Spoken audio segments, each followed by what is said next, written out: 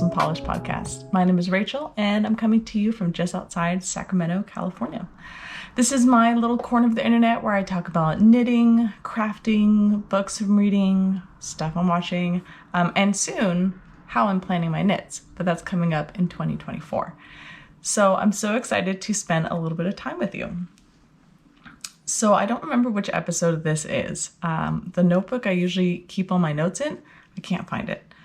But whichever episode this is, I'm so excited to spend some time with you. Welcome if you are new, welcome back if you are returning. Let's get straight into it. So, it is like 9 in the morning. I haven't had any breakfast, I haven't had any coffee. I needed to sit down and record. I just got out of the shower. I try and record on Fridays because that's the day I have the least amount of things going on. However, yesterday I was in both kids' classrooms helping out, so I had like little pockets of time between events, and it was one of those like, do I eat lunch or do I record? So moved to recording to today. Today is Saturday, and it's gonna be great. So let's start with finish objects. When I wrote my notes Thursday night, it was either Thursday night or Friday morning, I had one finish object. I have since completed a second finish object, so I now have two to show you. But I'll show you the first one. These are my October socks. I literally finished these like the 30th or the 31st. I don't think I've cut it that close with my year of socks like ever. Usually I'm done at least by the 20th, if not sooner. But I pushed that envelope a lot this month. So these are Hestia by Pasley Knits. This is from last year's Yarn Club for the Gods. And the pattern I did was, it was a free pattern. I'm not sure if it's still a free pattern or not, but it's by Yarn Cafe Creations. She's a yarn dyer. She also does some designing. And so I've had this pattern for a while. It's called Vanilla Souffle. Everything will be linked down below. But anyways, I've had this pattern for a while, and I really like kind of this texture in the front, but definitely like the plain in the back, so you have some extra stretch. And I just haven't been able to find the right yarn to be able to use for this pattern. And I've had this pattern for like 3 years. So when it was time to pick a pattern for this yarn, I try and like go through what I have I not made in a while, what's just come out. It's like a whole process. And I really thought this would be a good choice for this pattern because of the texture. I didn't want something like speckles that was just going to take over. I really did want the texture to just pop through. But I also didn't want it to be only texture. I did want some like variation in the colorway. So I'm really happy with how that turned out. Very easy pattern to follow, very easy repeats. The only thing I would keep in mind is that the texture can get a little tight. So just kind of be aware as you're working through the pattern that you just need to be a little looser on some of your stitches. But really nice pattern. So those are my October socks. If you've been here for the last couple episodes, you know that Coley of Pasley Knits did Yarn Club for the Gods for 22, and then she released 3 extra colorways. So there's actually 15 colorways for the collection. And of course I have all 15 because you got to catch them all. And so I have put off doing the last 3 extra colors for a while. I should have done them over the summer when I actually received them during like summer sock camp. That would have been a great time to do them. And I just kept putting it off and putting it off. And finally it's like, I'm at the last 3 months of the year and I still haven't done those colorways. December's going to be a mess as far as like Advent knitting and trying to keep up with things on top of all the other things we do in December. So like I need to hustle. So for October, I cast on the first colorway and I didn't finish it in October, and I was a little upset, but at the same time, October was kind of messy for us. And not in a bad way. It was just like there was constantly something going on. So I do a lot of my knitting before the kids get up. If I have pockets throughout the day, I'll do it then. And then in the evenings, like when we're watching a show after dinner and then once the kids go to bed. But like we didn't have any time. Our church does Wednesday night dinners. So instead of like dinner at home, we all go to the church building and we have dinner, you know, as a church family. And so because those evenings went late, that cut out all my Wednesdays. I've been doing taekwondo lessons and those are in the evenings. And so I get home and I'm exhausted and smelly and sweaty. So like I need to take a shower, which cuts out more knitting time. So it was just like one thing after another, which was fine. There was nothing wrong with that, but it did kind of cut down on like the amount of time I have. I also did not manage my time super well as far as like what I was going to work on and when. So I'm kind of taking all that into account as we step into November. But all that to say, my Hephestus socks, the first of the 3 colorways, are done. I finished them last night. So this is, I forgot the pattern name. It's going to be down below. But it's by Sarah Opie. She's S-Knits on Instagram. She's done the Alley sweater and the Alley socks, and I think there's a hat. She did the week of vanilla socks. She now has a week of ribbed socks. So this is one of the patterns from there. And it's a ribbed sock. There's not a whole lot about it. In the pattern, she wrote for the cuff to be a 1x1 rib. And when I cast these on, I did my, standard 2x2 rib because I hadn't picked a pattern yet. I then went and picked my pattern and realized, oh, she wants a 1x1 rib. And it kind of makes sense with the way the ribbing is designed. But I wasn't willing to like tear it all out and start over. So I just kind of adjusted and it looks fine. You can't really tell. But what I really liked about this pattern is the heel. And I know I've talked about this in another episode, but that honeycomb heel is just amazing. I definitely want to do more heels like this. It's still, pretty standard heel flap and gusset. The only difference is your slip stitches are on the inside so that the actual slips are on the outside. And I think that looks amazing. I don't know how well it will hold up as far as like wearing them in my shoes, but I don't really care. So yeah, another great pattern. It was very easy to follow. The heel, I don't know how well it was written, to be honest. I tried to follow the directions. I got a little confused, and I don't know if it was just not a good day of me thinking straight. So I ended up going back and just doing the heel how I would normally do it. So I make a couple little adjustments on how I do my heels. And I will share those with you guys at some point. But it turned out fine. And it was very easy to follow. So another great pattern. It'll be linked below so you can check it out. So those are my 2 finished objects. All right, so whips. When I originally wrote my notes, the Hephaestus socks were going to be in the whips, but they're done. So, there's that. So I do have the November socks, which I have started, the cuff. So this, let me show you the colorway first. This is Aries, and this might get blown out just a little bit. Focus.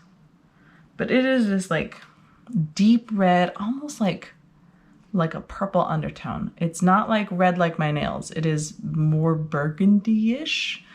But it's got these awesome like pops of white that I really like. And then some like darker, I would say they're more purple pops in there as well.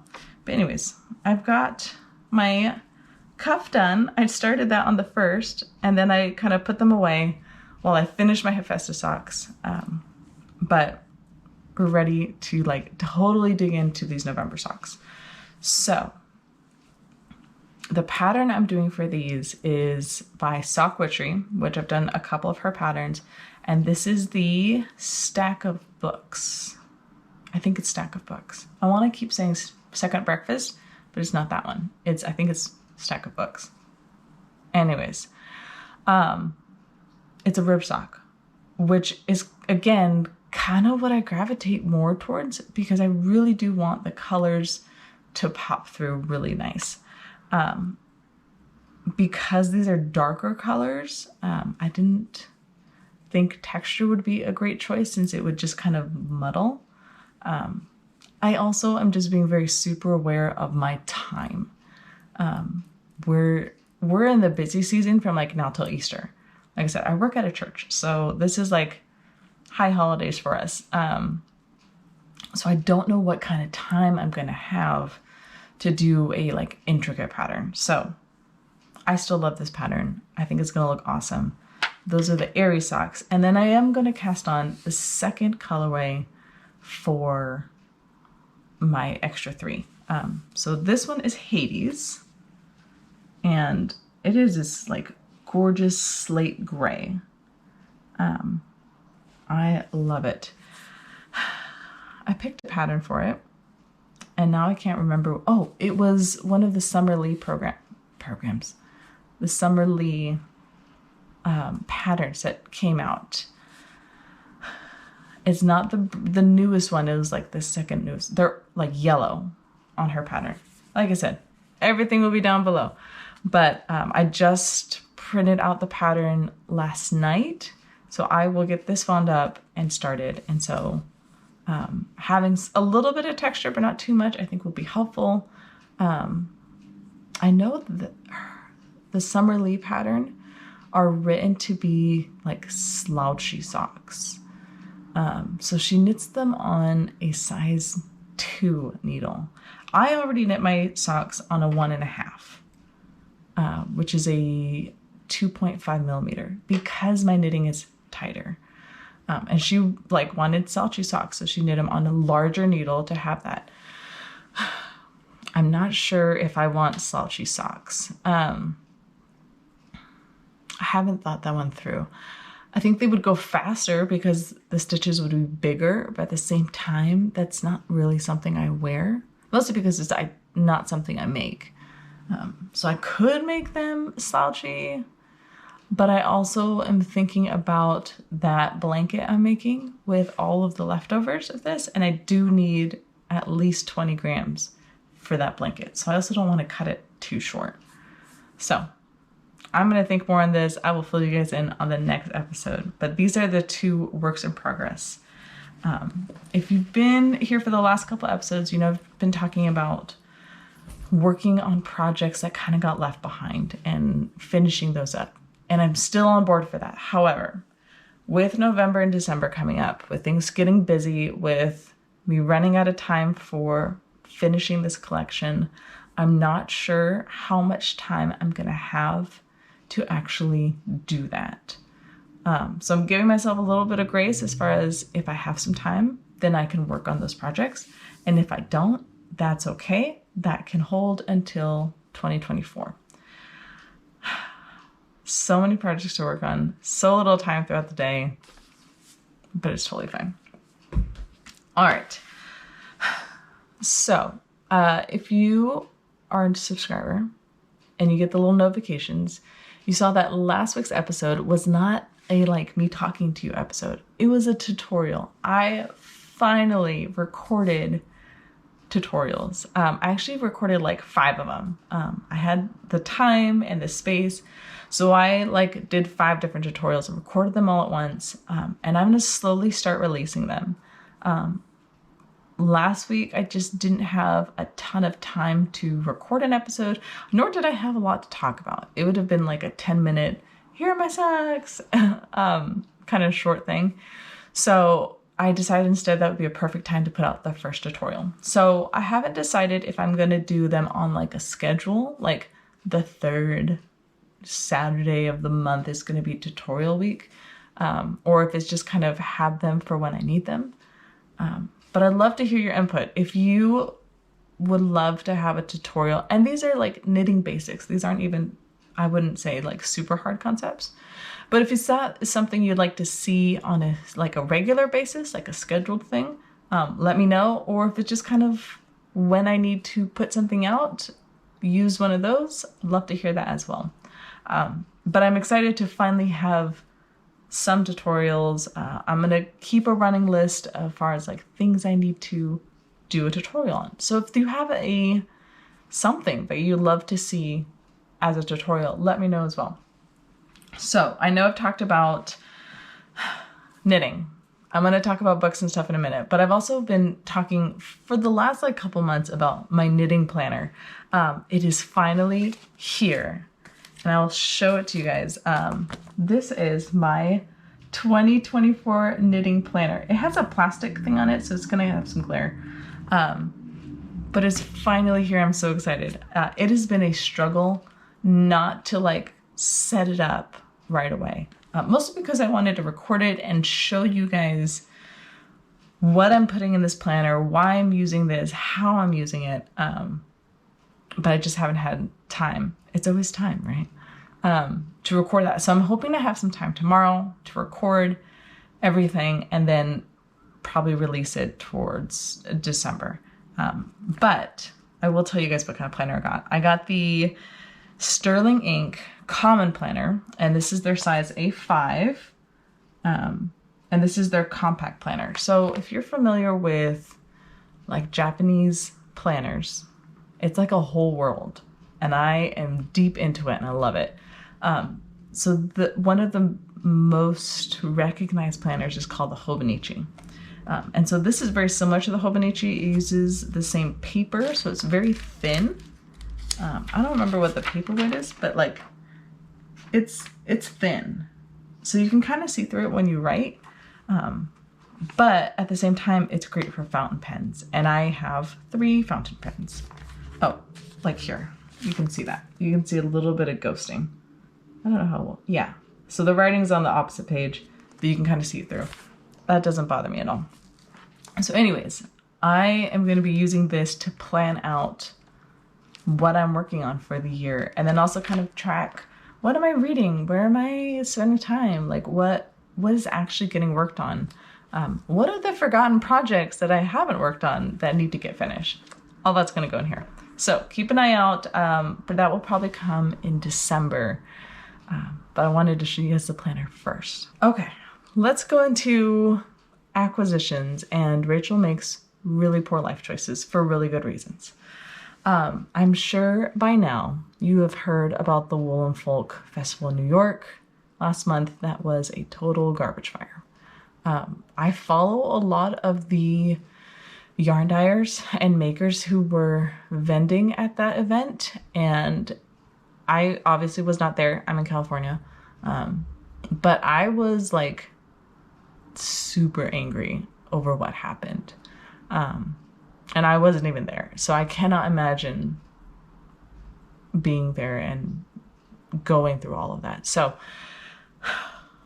as I've been kind of keeping up and like what happened, who was there, what was done, what was said, trying to pull information from lots of different people.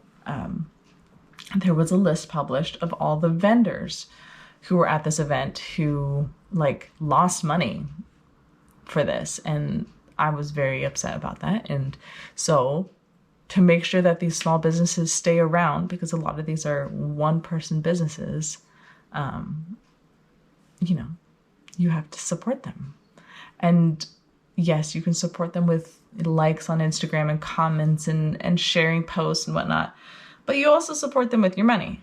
And so I did. So I have 3 new things that are in. I'm waiting for a couple more to come in, but once those get here, I will show you.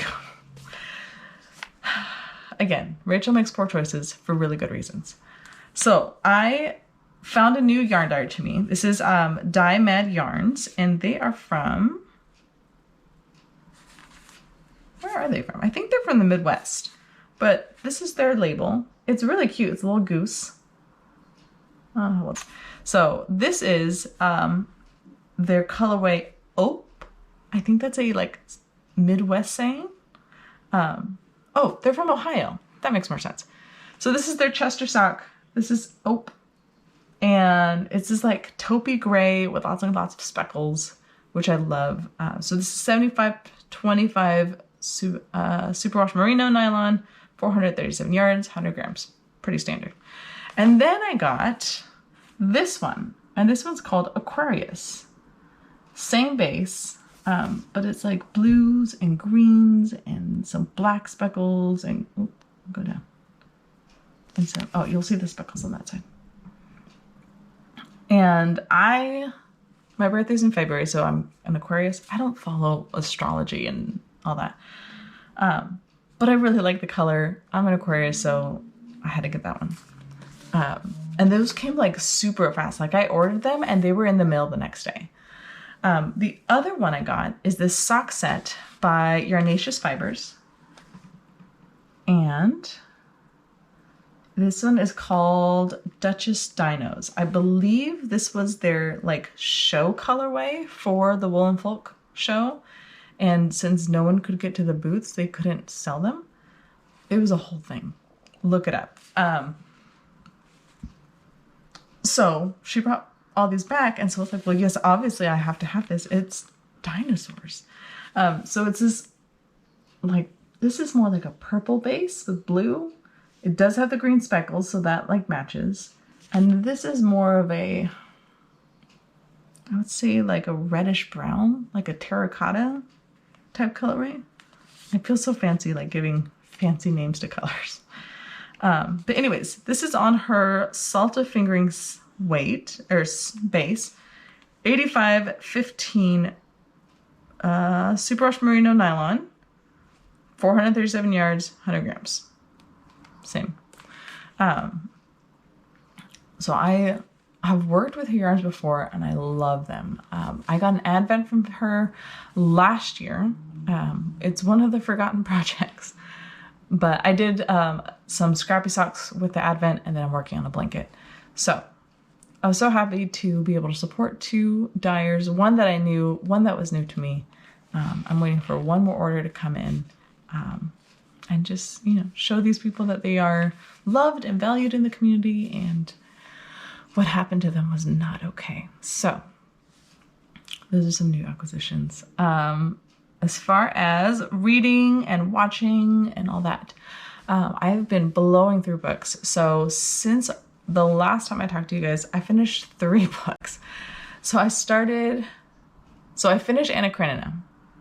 We just had book club last night, so we got to talk about how the book finished, all the characters. It was a great discussion. But then we went to pick our next book. So we're doing Dune. I've never read Dune. I watched the movie, the part 1, but I'm excited for this. It's a little out of my comfort zone. I'm not all that into sci-fi, but I'm excited to start it. So after finishing Anna Karenina, I needed something like light and fluffy that I didn't have to think too hard on. So I picked up Cassandra Clare's Clockwork Angel, Clockwork Prince, and Clockwork Princess, and I finished all 3 of those. Great series. Like I said, light and fluffy. You don't have to think too hard. There was another follow-up 3. I don't remember. Chain of Iron, Chain of Gold, and Chain of something else. But I'm going to do those next. Those are kind of in the lineup. But it is November, and every November I read this book, and it is one of my favorites. It's by one of my favorite authors. This is The Scorpio Races by Maggie Stiefvater.